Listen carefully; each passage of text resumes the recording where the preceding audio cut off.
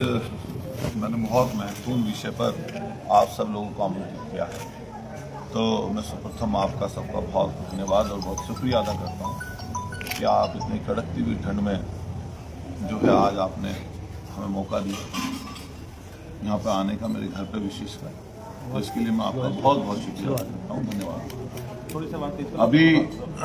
अभी कुछ दिन से एक आध इशू पे जहाँ से मैं विधायक हूँ सदना से, क्योंकि कई बार कुछ चीज़ें ऐसी होती हैं जिसमें कोई व्यक्तिगत अगर कोई बात हो तो उसमें बोला नहीं जाता। हम लोग सब लोग सार्वजनिक लोग हैं, तो परिवार सबके हैं, तो कोई परिवार से जब संबंधित विषय ना हो, अगर सामाजिक विषय में कोई दखल दे रहा हो, कोई सामाजिक ऐसी चीज़ें बोल रहा हो जिससे जनता प्रभावित हो रही हो, तो हम लोगों को फिर बोलना बनता है।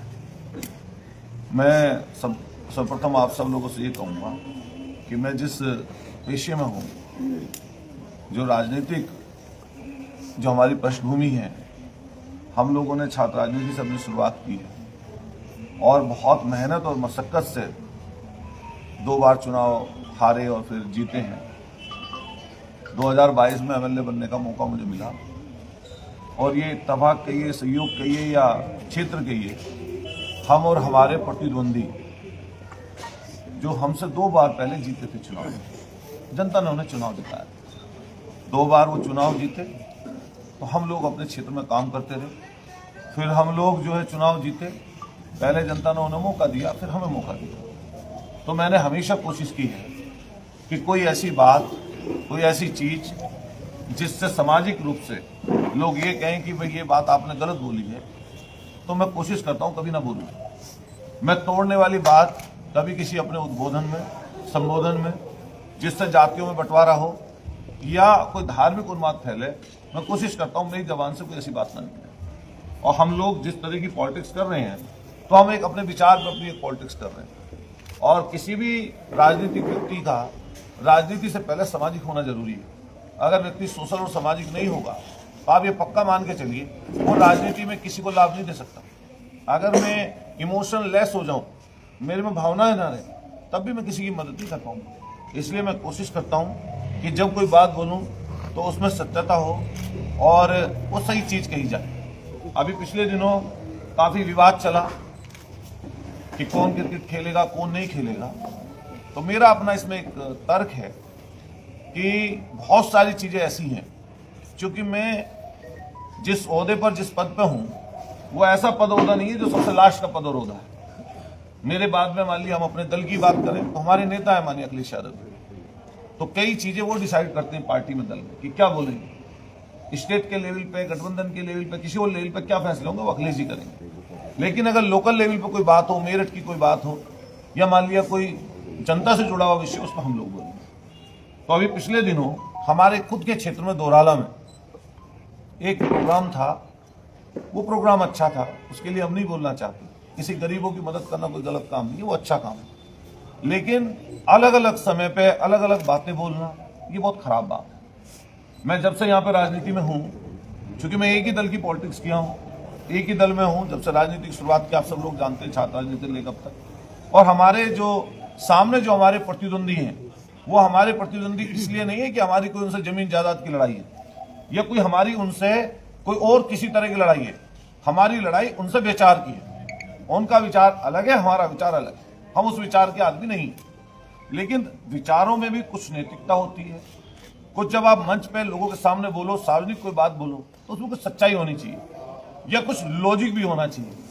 अभी पिछले दिनों आप लगातार देखते होंगे, उनके हमेशा जो बयान हैं वो विवादों से घिरे हुए रहते हैं। कभी वो किसी दल के नेता के लिए अपशब्द बोलते हैं, कभी किसी जाति और धर्म के नाम पर किसी के लिए अपशब्द बोलते हैं। हमेशा उनकी भाषा तोड़ने की होती है, जिसके हम लोग सख्त खिलाफ हैं और पहले दिन से खिलाफ हैं। और मैं कहना चाहता हूं, चूंकि मैं सरना विधानसभा की पॉलिटिक्स कर रहा हूं, मैंने वो भी समय देखा इस सरना में जब वो बसपा से टिकट मांग रहे थे और लगभग टिकट उनका तय हो गया था 2007 के एमएलए का। आप पूछिएगा, जो मैं बात पूछूं आपसे कहूंगा कोई गलत हो, वो टिकट नहीं हो पाया। तो वही शख्स 2009 में समाजवादी पार्टी से आप सब लोगों के सामने समाजवादी पार्टी के उम्मीदवार लोकसभा मुजफ्फरनगर के बने और 9 में वो चुनाव हार गए।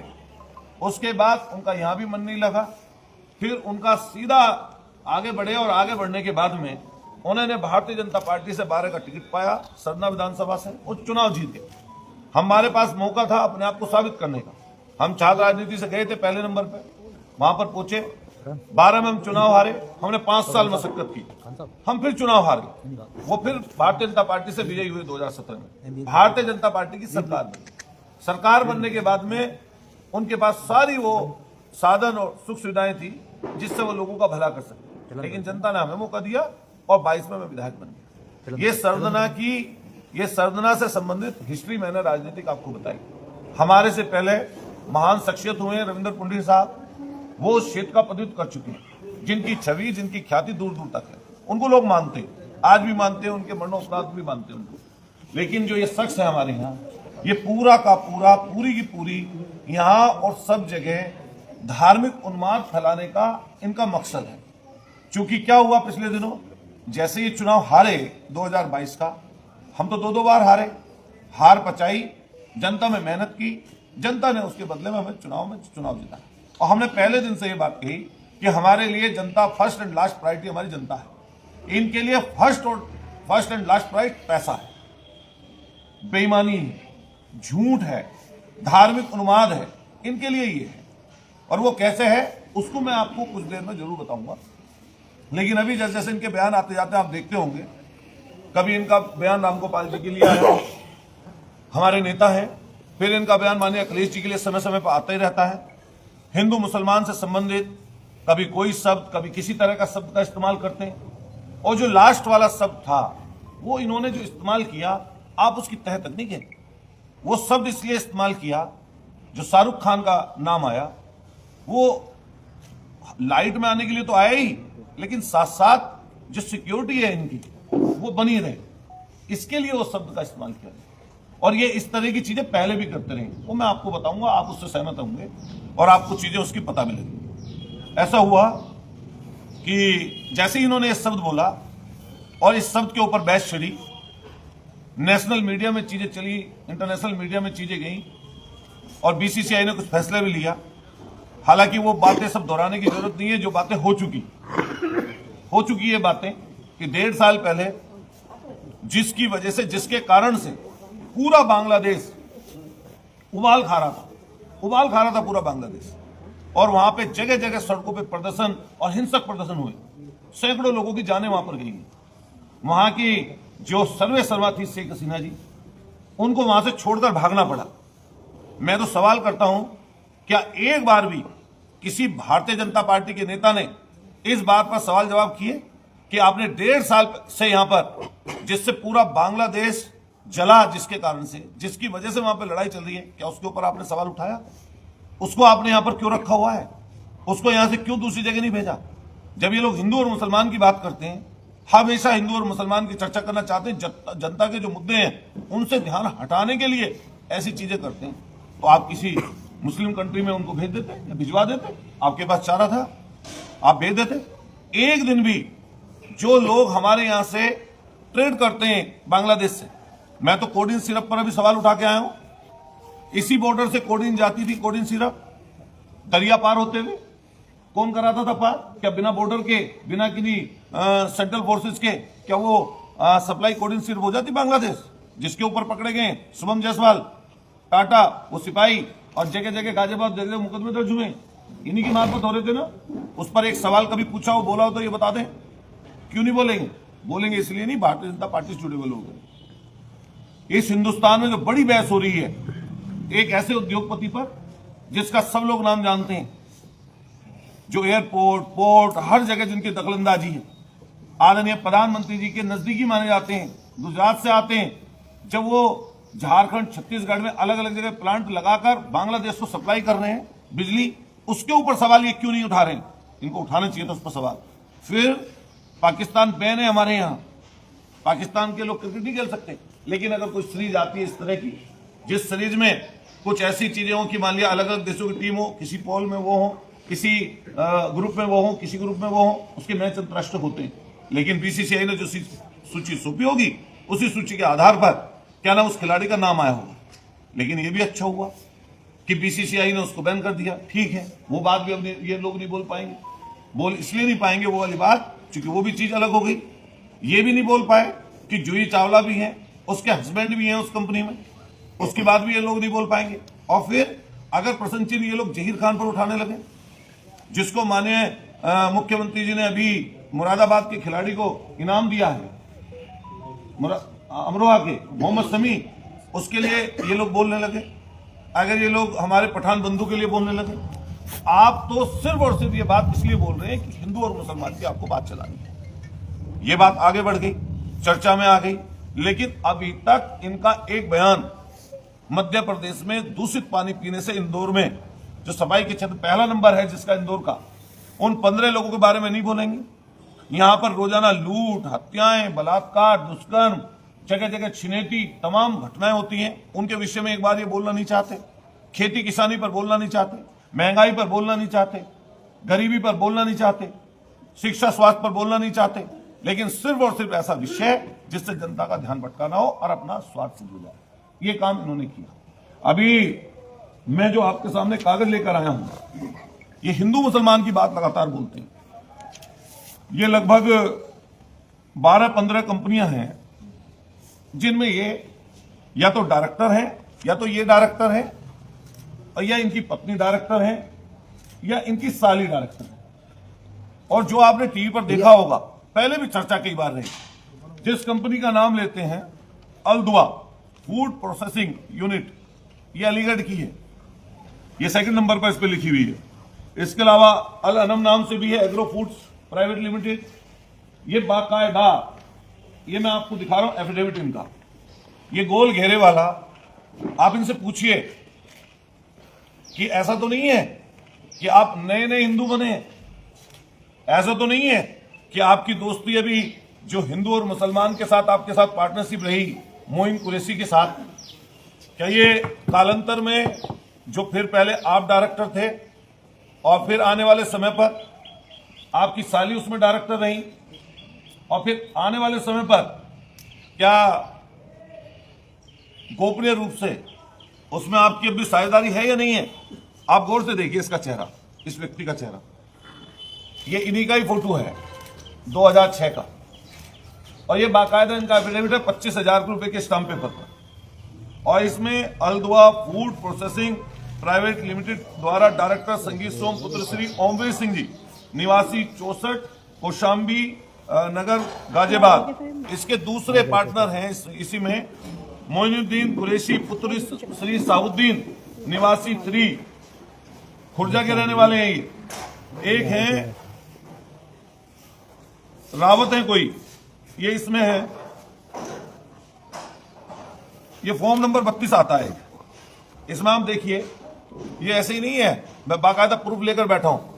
और मैं जनता से भी कहना चाहता हूं आपके माध्यम से कि ऐसे लोगों के किसी दिखावे ना आए।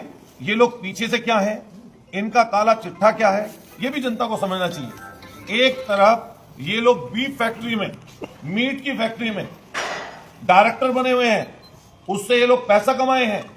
वहां पर जो पशुओं का कटान होता है, जिसमें 5,000 के लगभग ऊंट, बकरी, भैंस के कटान की अनुमति इन्होंने मांगी थी।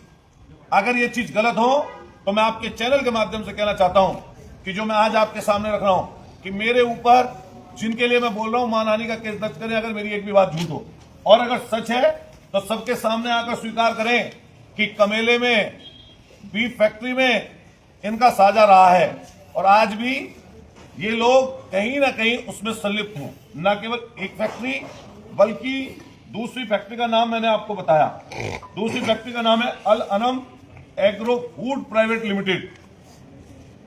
और ये पूरी मैं आपको सूची दूंगा जिन जिन फैक्ट्रियों में डायरेक्टर हैं। मैं आपके माध्यम से सरकार से मांग करना चाहता हूं, जो भारतीय जनता पार्टी की सरकार इस समय चल रही है, अगर दूध का दूध पानी का पानी करना चाहते हैं तो इनकी कुछ चीजें माननीय सुप्रीम कोर्ट के न्यायाधीश की अध्यक्षता में कोई कमेटी गठित हो, जिससे इनकी अपूर्व संपत्ति, काली संपत्ति की भी जांच होना जरूरी है। और ये किस तरीके से जुटाई गई है, इसके लिए भी ये जरूरी है। एक ये फॉर्म नंबर 1 आता है सर्टिफिकेट ऑफ इनकॉर्पोरेशन। तो ये अल्दुआ फूड प्रोसेसिंग का है और ये इन्होंने ही ये कंपनी रजिस्टर की है। ये फॉर्म नंबर 1 है और ये इसका सर्टिफिकेट है, ये इन्हीं के नाम पर है। आप चाहें तो अभी नेट पर जाइए और ये सारी जानकारी जो मैं आपको बता रहा हूं, ये पूरी की पूरी जानकारी आपको इस समय पर नेट पे भी उपलब्ध मिल जाएगी। मैं आपके माध्यम से कहना चाहता हूं कि जनता भी समझे कि पर्दे के पीछे क्या कर रहे हैं और पर्दे के आगे इनका क्या काम है। एक कंपनी है, ये जिन में डायरेक्टर है, ये उसकी है जूबा कोप करके। आप नेट पे कर जाएंगे तो जूबा कोप करके आपको इनकी जो कंपनियां हैं संगीत सोम के नाम की, तो ये कंपनियों के बारे में आपको साफ स्पष्ट आपके माध्यम से फिर मैं क्लियर कर दूं कि जनता जिससे गुमराह ना हो, ये जूबा कोप करके है। आप YouTube पर जाइए या सर्च करिए गूगल पे जाकर, तो आपको कंपनी में और इनका नाम डालेंगे तो जिस कंपनी में ये इनकी पत्नी और साली जहां पर भी डायरेक्टर हैं उसकी जानकारी आपको पूरी की पूरी स्वतः ही मिल जाएगी। एक कंपनी है इनकी तेजस ऑयल के नाम से, ये तेजस ऑयल जो कंपनी है इसमें भी ये खुद डायरेक्टर हैं। इनमें मुझे नहीं पता, सोनी इनके घर में साली है, शायद सिमरन नाम है इनकी वाइफ का, तो लेकिन ये सोनी ठाकुर हैं, शायद साली लगती हैं इनकी। तो ये जो तेजस कंपनी है, तेजस ऑयल कंपनी प्राइवेट लिमिटेड है, ये आप कंपनी पूछेंगे वैसे तो लगेगा कि ऑयल की कंपनी है, ऑयल कंपनी है, लेकिन इसके अगर अंदर जाकर आप देखेंगे तो ये जैसे प्रोसेसिंग करते हैं, प्रोसेसिंग करने की जो यूनिट लगती है उस तरह की कंपनी है जिसमें प्रोविजन है मीट रखने का प्रोविजन, कि उसको पैक करके कैसे मीट को सप्लाई किया जाए उसके लिए है। इस पे है, आप देखेंगे जूबा क्यूब में जाकर इसका आपको पता लग जाए। मतलब सारे धंधे हैं, मीट को स्लेटर हाउस भी रहा है, उसके अलावा फ्रीजन जो फ्रीज कर देते हैं मीट को, उसकी जो कंपनी होती है वो है ये तेजस ऑयल कंपनी। और मैं इसका भी कागज आपको उपलब्ध करा दूंगा। इसमें processing and provision of meat fish, इसमें लिख रहा है मीट और फिश को भी रख सकते हैं, मछली का भी काम है। इसके अलावा फ्रूट और वेजिटेबल्स और ऑयल्स अलग है। इसमें नाम साफ साफ लिखा हुआ है इधर, director of Tejas oil company private limited are Soni Thakur, Amit Kumar and Sangeet Som, ये इसमें भी है। मैं आप सब लोग मेरठ के रहने वाले हैं, मुझे भी आप अच्छी तरह जान रहे हैं, उनको भी अच्छी तरह जान रहे हैं, लेकिन शायद ये सच्चाई आपको पहले कभी ना पता चली। और ये आपको ये कहने की जरूरत नहीं है जब उनसे सवाल पूछें, ये मैं जो कागज दूंगा इन कागज के आधार पर आप उनसे पूछिए कि अतुल प्रधान ने जो प्रेस कॉन्फ्रेंस करके जो हमें कागज दिए हैं, अगर वो गलत हैं तो बताइए, और अगर सही है तो वो सही है। फिर उसको ज्यादा जो मंच पर चढ़कर हिंदू मुसलमान आप बोलते हो हर दिन, वो बोलने लायक आप नहीं हो। ये ब्लूमिंग बिल्टेक प्राइवेट कंपनी है, ये ब्लूमिंग जो बिल्टेक प्राइवेट लिमिटेड है, इसका भी यही काम है, मीट और फिश, इसका भी यही काम है। सोचो आगे क्या और पीछे क्या, ये समझने की जरूरत है। आप सब लोग जितने यहां बैठे हैं, किसी ना किसी हम लोग धर्म में मान्यता रखते हैं अपनी।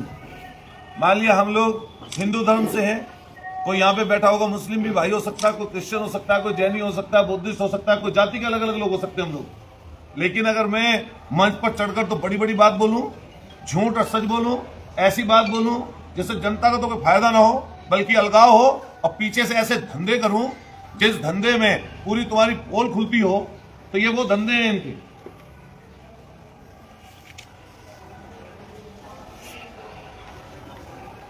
ये अलग है, ये बिल्डर्स की है, ये बिल्डर की कंपनी है, इसमें भी ये डायरेक्टर है। ये सिमरन ठाकुर हैं और संगीत सोम 2 डायरेक्टर हैं। ये बिल्डिंग का काम होता है इनके यहाँ। ये फिल्म भी बनाने की कंपनी इन्होंने बनाई थी, ये फिल्म मेकर भी हैं। शायद रोल मिल जाए इन्हें, ईश्वर करे एक रोल इन्हें भी मिल जाए उसमें। मैं कहूंगा मुंबई के लोग अगर किसी को पकड़ना है कि आगे पीछे क्या है, आगे से क्या पीछे से क्या, तो जरूर हमारे यहाँ एक है जिसको आप अपनी नाटक कंपनी में भर्ती कर सकते हो। अच्छा नाटक कराना हो, झूठ बुलवाना हो और हिंदू मुसलमान का झगड़ा लगाना हो, किसी को बांटना हो, झूठी सच्ची चीज चलानी हो, फर्जी मुकदमों में जेल भिजवाना हो, फर्जी मुकदमे लगवाकर धाराएं घटवानी बढ़वानी हो, जमीन जायदाद का कोई काम हो, कोई किसी के पास मीट को रखने के लिए कोई जगह न मिल रही हो, किसी की मछली कहीं पाल रखी हो कि लंबे समय तक फ्रीज करनी हो, तो वो भी काम, अभी और भी कारनामे। अभी जो शराब वाली तो पता ही नहीं चली, शराब वाली कहाँ गई भाई? शराब वाली भी तो फैक्ट्री है, वो उसमें भी तो है ही। राष्ट्रीय नेताओं के लिए कुछ बोला है? नहीं मैं बता, ये बेवरेज कंपनी है,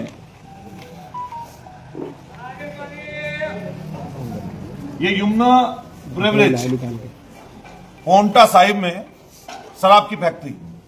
शराब, मीट, मछली, बीफ, भैंस कटान, बकरी कटान की परमिशन, ऊंट कटने की परमिशन। अच्छे हिंदूवादी हो तुम भाई, बहुत तकड़े हिंदूवादी हो। मोइन कुरैशी अब तो चला गया बेचारा, लेकिन सबसे बड़ा बीफ एक्सपोर्टर, उसकी कंपनी में डायरेक्टर, उसके साथ इकट्ठे मिलकर बीफ फैक्ट्री चलाएंगे और यहां पर आकर लोगों को गुमराह करेंगे, हिंदू और मुसलमान के नाम पर बेवकूफ बनाएंगे जनता को। मैं सरकार से मांग करता हूं कि सरकार तुरंत के तुरंत जांच करे इस चीज के ऊपर। ऐसे लोगों के ऊपर जांच होनी चाहिए सरकार की तरफ से, और जांच ऐसी होनी चाहिए जिसमें दूध का दूध पानी का पानी हो जाए। ये इसलिए जरूरी है, इसलिए जरूरी नहीं है कि राजनीति में कौन बड़ा होगा कौन छोटा, ये इसलिए जरूरी है कि इंसानियत जिंदा रहे।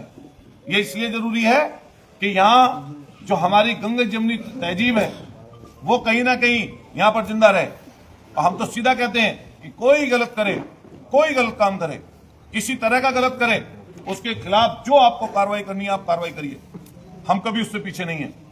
अगर कोई हमारा हिंदू भाई या कोई मुस्लिम भाई अगर कोई किसी तरह की गलत चीज में, हिंदू मुसलमान कोई अगर शामिल है, उसके खिलाफ सरकार जो काम करती है हम उसके खिलाफ कभी नहीं जाएंगे। लेकिन ऐसे बेरुपया और कम से कम ऐसे लोग जो सिर्फ और सिर्फ झूठ के ऊपर टिके हुए हैं, जिनकी पूरी सियासत कभी बसपा, कभी सपा, कभी भाजपा, कभी लोकदल के लिए अपशब्द बोलना, कभी किसी दल पार्टी के लिए कुछ बोलना, कभी किसी नेता को डेढ़ जिले की पार्टी किसी पार्टी को बता देना, ये इनकी चीजें हैं। इनकी कम से कम लोगों को पता चले। यही यमुना बेवरेज मैं भी कुछ दिन बाद और खोलूंगा चीजें। इसको इन्होंने 2017 में किसी एक व्यापारी को, किसी ने व्यापारी को बेचने के लिए निकाला, अपनी शराब फैक्ट्री को पोंटा चड्डा जो पोंटा साहिब में थे बेचने के लिए निकाला, तो किसी से मोटी रकम करोड़ों में ले ली और लेने के बाद में उसको एग्रीमेंट कर दिया। जब वो उसको लेने के लिए उसकी रजिस्ट्री या कुछ कंपनी को मालिकाना हक लेना था तो उसके ऊपर फर्जी मुकदमा करा दिया और उसकी रजिस्ट्री किसी और को करा दी और एग्रीमेंट वाले को भगा दिया मुकदमा लगाकर। वो भी आएगा मौका, वो भी हमारे संपर्क में है। और मैं आपके चैनल के माध्यम से कहना चाहता हूं कि जो भी इस तरह के लोग हों, जो इनके सताए हुए हों, जिनकी जमीनों पर उल्टा सीधा दबाव डालकर इन्होंने कब्जे कराए, जिनके साथ ये शामिल हों, हम लोग उनके लिए तत्काल बैठे हैं। हमें उसकी सूचना दें, हम जरूर उस मुद्दों को जनता के सामने जरूर रखेंगे। अब आइए इसके आगे की तरफ। 2013 में जब ये 12 में विधायक बने, पहला हमला होता है इनके ऊपर। 2012 में सरकार बनी, शायद 12 के लास्ट में या 13 में, उसमें मुझे कंफ्यूजन है, लेकिन किसी साल में ये अपने ईश्वर करे हम और वो और भी लोग सही सलामत रहे। ईश्वर 100 साल सबको जिलाए और लड़ाई सही सलामत की सही की है। हम भी सही रहे, वो भी सही रहे, जनता के लिए काम करें, वो भी करें, हम पे जो हो सकता हम भी करें, लेकिन झूठ फरेब तो नहीं चलेगा। पहला हमला हुआ इनके ऊपर, आप पता करिएगा उनसे। जब आपको हाई कोर्ट से सुरक्षा मिली तो क्या कहकर इन्होंने सुरक्षा ली? इन्होंने सुरक्षा ली कि मैं गौ रक्षक हूं और मैं गौ रक्षा करते हुए कुछ लोग ऐसे हैं जो मुझसे नफरत करते हैं, मेरी हत्या करना चाहते हैं। हाई कोर्ट में इन्होंने ये एफिडेविट लगाया और इनको हाई कोर्ट से वाइस देने की सुरक्षा मिल गई। आज तक वो केस लंबित है। मैं इनसे कहना चाहता हूं आपके माध्यम से, आपको बताएं कि जो वो सुरक्षा जिस समय हाईकोर्ट से मिली थी, जो आपके ऊपर गोली चली थी पहले नंबर पर, उसमें आज तक उस केस में क्या हुआ, उसके लिए श्वेत पत्र जारी करके जरूर बताएं इस चीज को कि भाई आप बताओ ये चीज कि जो पहले आपके ऊपर जो 22 श्रेणी सुरक्षा जिसकी वजह से मिली थी, उस केस में क्या हुआ बता नहीं पाएंगे। और फिर सोचो, जैसे ही 17 की सरकार बनी, जो बीच में धमकी आई, कैसे आई, जांच कर ले सरकार, दूध का दूध पानी का पानी कर दे। लेकिन आप तो सब मेरठ के रहने वाले हैं। कैंट जगह कैसी है? कैंट है अति सुरक्षित क्षेत्र, जो मिलिट्री का एरिया है, उसी जगह पर इनकी कोठी है। सोचो, प्रचंड बहुमत की भारतीय जनता पार्टी की सरकार, प्रचंड बहुमत की, उसमें ये सत्ताधारी, उसी सत्ताधारी पार्टी के विधायक, और विधायक कैसे, मैं इसलिए कह रहा हूं, आपको लोगों को पता चलनी चाहिए बात। और मैं आपसे कह रहा हूं कि जो आप ये सच्चाई जरूर दिखाइए और बताइए, प्रचंड बहुमत की सरकार, सत्ताधारी पार्टी के विधायक, और कैंट का अति सुरक्षित एरिया एक सत्ताधारी पार्टी के विधायक पर, जिस पर Z+ की सुरक्षा सीआरपीएफ की, उस समय Z+ की सुरक्षा सीआरपीएफ की केंद्र की थी। और यह भी ध्यान रखना, उसी समय 22 श्रेणी की सुरक्षा उत्तर प्रदेश से हाईकोर्ट वाली भी थी। दोनों सुरक्षा चल रही थी तब।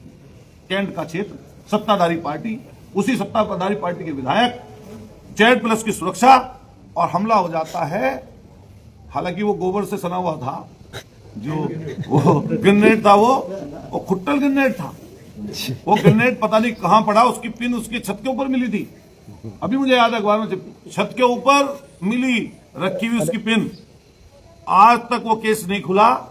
ये आज तक उसके लिए कहीं गए, किसी अधिकारी से वार्ता की? उसकी सच्चाई मैं आपको बता दूं आज। उसकी सच्चाई ये है कि उस समय के मौके के तत्काल एएसपी, नाम नहीं लेना चाहता मैं, जिले के कप्तान है एक के, उसके ऊपर ये केस था। सदर में कौन एएसपी था आप पता कर लेंगे। उस समय उन्होंने वो केस खोल दिया था, लेकिन सरकार ने सिर्फ और सिर्फ इसलिए कि सरकार की फजियत होगी, वो केस को दबा दिया गया। मैं कहना चाहता हूं आप सब लोगों से कि उस केस का क्या हुआ कि एक विधायक के ऊपर ग्रेनेड से हमला हो, जिसके ऊपर Z+ की सुरक्षा है। बताइए कितना बड़ा प्रश्न चिन्ह सरकार के ऊपर उठता है। गोलियां चली, खुलासा नहीं हुआ। हम चाहते हैं कि खुलासा होना चाहिए उसका। अब जैसे ही बांग्लादेश की और ये शाहरुख खान वाली बात आई, इसके पीछे से फिर एक धमकी आई। धमकी आई है बांग्लादेश से व्हाट्सएप के नंबर पर, इनके पीए पर। सुनिश्चित करे सरकार कि किसी जनप्रतिनिधि के साथ कोई अनहोनी ना हो, उसकी सुरक्षा पुख्ता की जाए। हम मांग करते हैं आपके माध्यम से, उनकी सुरक्षा से कोई खिलवाड़ नहीं होना चाहिए। ये बात तो सही है, उनकी या किसी भी जनप्रतिनिधि की, आम आदमी की भी सुरक्षा करने का इंतजाम सरकार का है। लेकिन जब बांग्लादेश से धमकी आ गई, किसी ने बताया, एक अधिकारी ने, नाम नहीं लेना चाहते हम, एक अधिकारी ने हमसे बताया, जानकारी दी, इसी सरकार के अधिकारी ने, नाम ले देंगे तो बेचारे का नुकसान हो जाएगा। उसने बताया कि अब रिव्यू होने वाला था सुरक्षा का, और रिव्यू में सुरक्षा शायद चली जाए। तो ऐसे मौके पर जो बांग्लादेश से धमकी आई है, जिस भी व्यक्ति ने धमकी दी है, कम से कम ये जरूर खुलासा होना चाहिए। अच्छा, आप भी तो सब पत्रकार साथी बैठे हैं। अभी एक भारतीय जनता पार्टी के नेता थे, उनके ऊपर धमकी आई, धमकी ऐसी निकली, खुद ही दिलवा ली थी अपने आप को। पता है, नाम नहीं लेंगे मैं, क्योंकि वो हमारे नाराज हो जाएंगे, कहेंगे भाई नाम बोल दिया प्रेस कॉन्फ्रेंस में।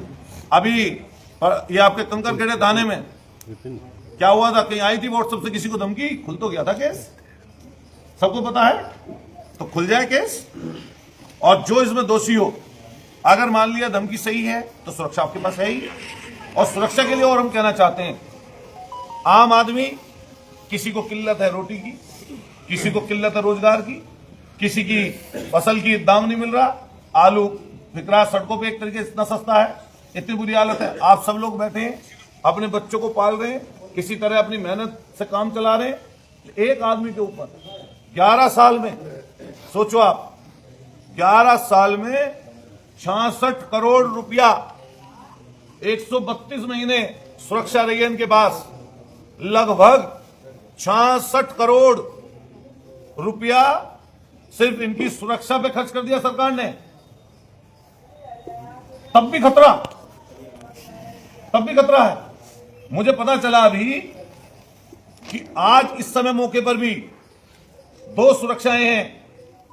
केंद्र ने Z+ काटी तो यूपी से Z मिल गई, वाई केंद्र की है, आज ही जाइए। अगर मेरी बात करें तो वायु श्रेणी की सुरक्षा सीआरपीएफ की उनके साथ केंद्र की है इस समय मौके पे। और दूसरा नंबर जो उत्तर प्रदेश से सुरक्षा है वो है जेड की।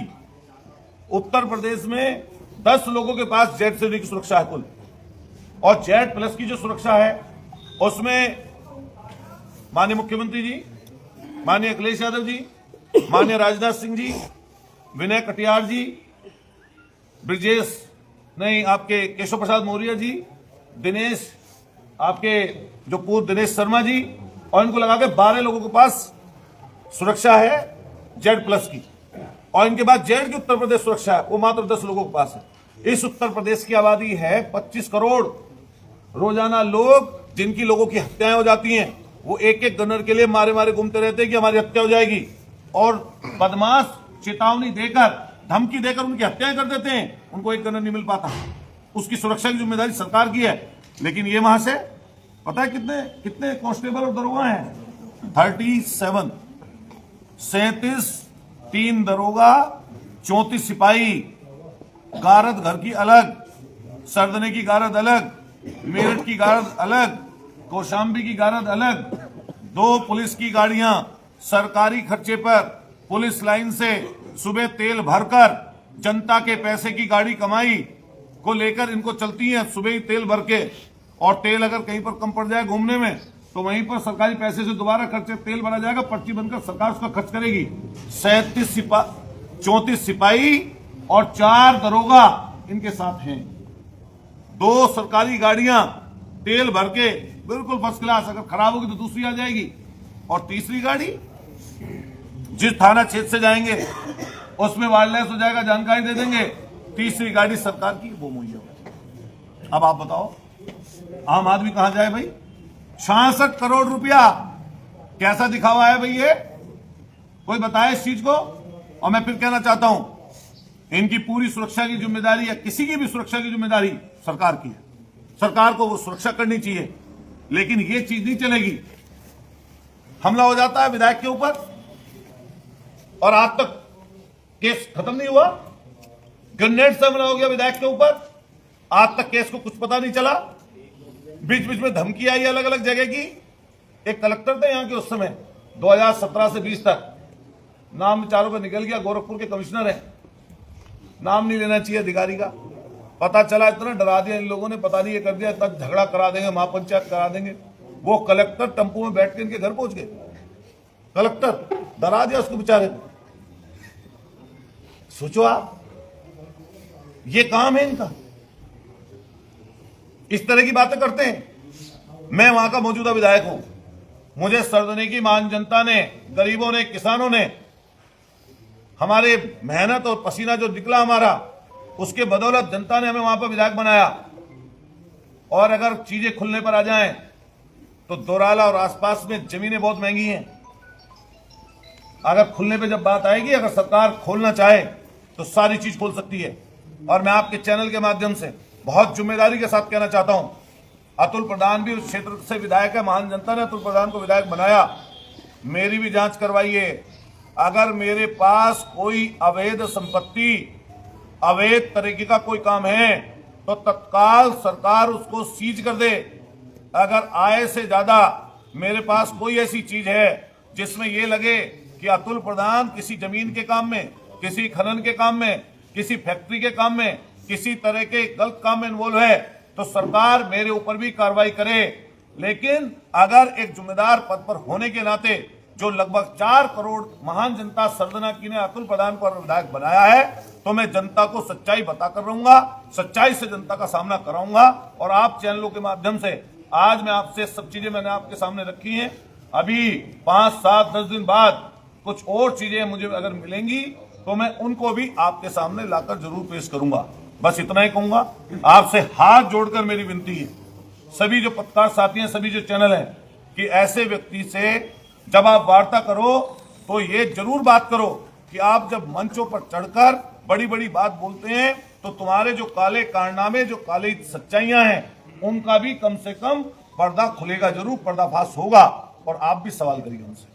जो मैंने चीज बताई है अब मैं आपको पूरी कॉपी उपलब्ध करा दूंगा।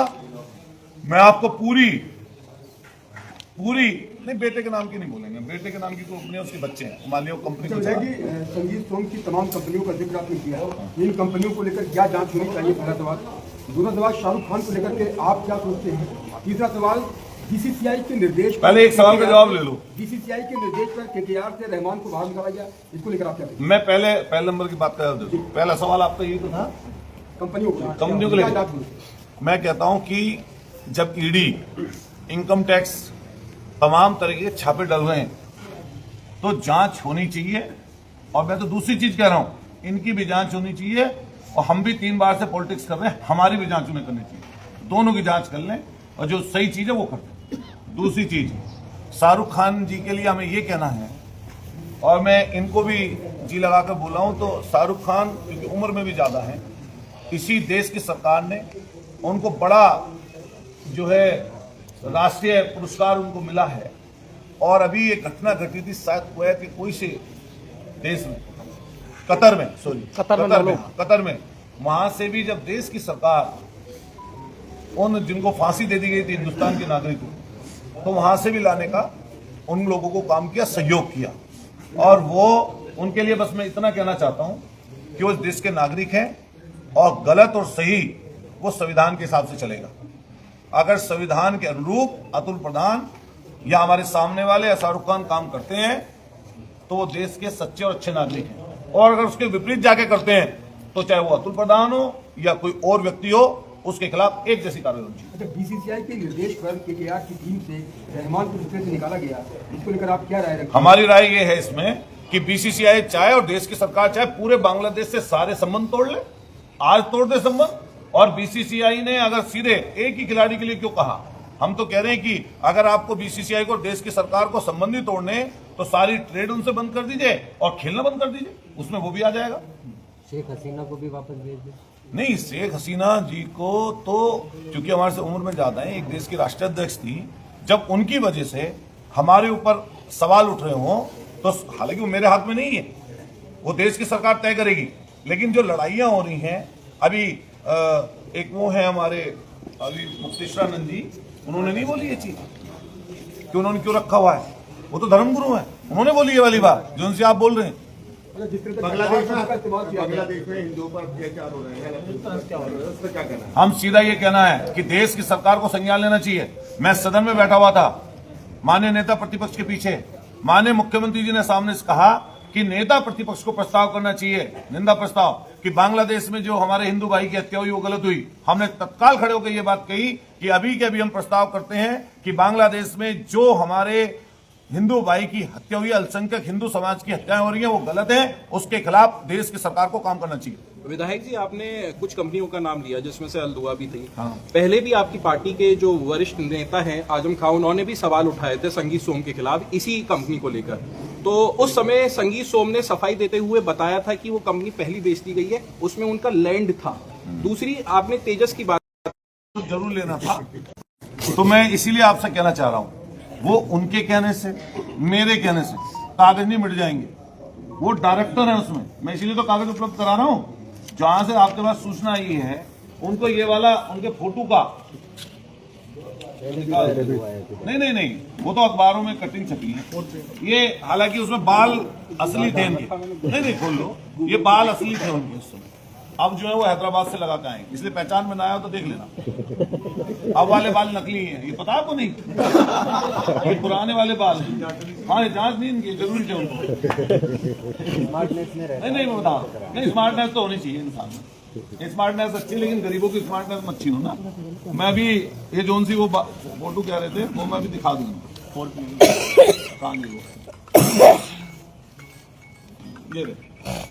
ये तो बहुत सारे अखबारों ने छापा है, लेकिन आज तो एलएम का पता लग गया ना, यमुना बेवरेज का पता लग गया। ये है फोटो पुराना, Som director of Aligarh meat processing unit documents, ठीक है। Sanjeev Som is a meat exporter too, ये आपके भाई बंधु ने छापा हुआ, मुझे तो मिला है, ये भी आपके किसी भाई बंधु ने छापा। एक नहीं 2 मीट फैक्ट्रियों में डायरेक्टर है संगीत सोम। सूचना के आधार पे ही छपा होगा। हाँ, तो ये कैसे हो जाएगा? ये अमर उजाला की कटिंग है भाई, देखो अलीगढ़ से छपी है खबर, दैनिक जागरण की भी दिखा दूंगा उसके साथ। ये तो ये देखिए, ये लेकिन फोटो पुराना है, ये वाला फोटो पुराना ही है, बाहर इसमें नकली असली वाले हैं। ये वाला फोटो ठीक है। 5 साल सोम ने किया मीट का कारोबार, ये वही है जिनको तुम सुनना चाह रहे थे। कहीं ऐसा ही ना हो आजम खान ने भी शिकायत करी थी प्रधान जी। अरे वो तो बेचारे खुद बता रहे थे। आजम खान पहले खा चुके हैं सवाल। वो नहीं, उनसे पहले हमारे पास थे। क्या ये न्यूअल प्रोसेस है जो सुरक्षा है उसके लिए? नहीं, वो मैं फिर कहना चाहता हूँ, 66 करोड़ रुपए एक व्यक्ति के ऊपर सरकार ने खर्च कर दिए 11 सालों में। प्रति महीने लगभग 40 से 50 लाख का खर्चा सिर्फ एक व्यक्ति की सुरक्षा पर सरकार खर्च कर रही है।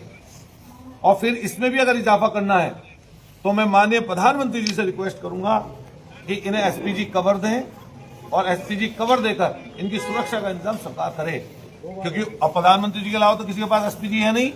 तो प्रधानमंत्री जी को एसपीजी कवर दे देना चाहिए, या इनसे कह देना चाहिए कि आप अपने घर रहो, या ऑस्ट्रेलिया वाले घर रहो या फिर यहाँ वाले घर रहो, जो उनसे करिए।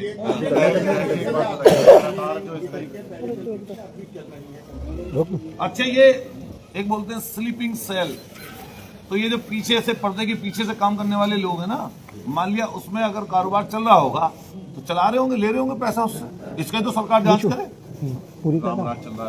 गैप दे रखे, गैप दे रखे। हे राम, क्या बात आपने कर दी। भगवान राम जी का नाम लिया, लेकिन इनके लिए तो भगवान सिर्फ राम जी का नाम, इनकी राजनीति चलाने के लिए हमारे लिए वो आराध्य है और हमारे लिए पूजनीय है। हम लोग भगवान राम जी को मानते हैं, लेकिन ये जांच करें इसकी। सोम साहब की तो खुद की सेना है, फिर इन्हें सुरक्षा की क्या जरूरत है? इनकी तो अपनी सेना भी है, फिर इन्हें सुरक्षा की क्या सेना हिंदुस्तान में एक है जिस पर हम सब लोग प्राउड करते हैं, हमारी देश की सेना, उस पर हम लोग प्राउड करते हैं।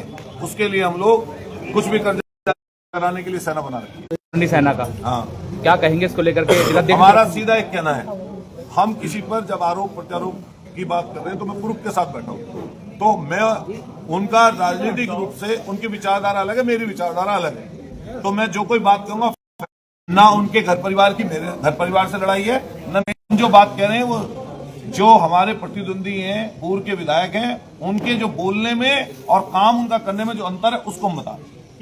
संजीव सोम जी ने पहले कंपनी बेचने के कागज आपको दे दिए थे।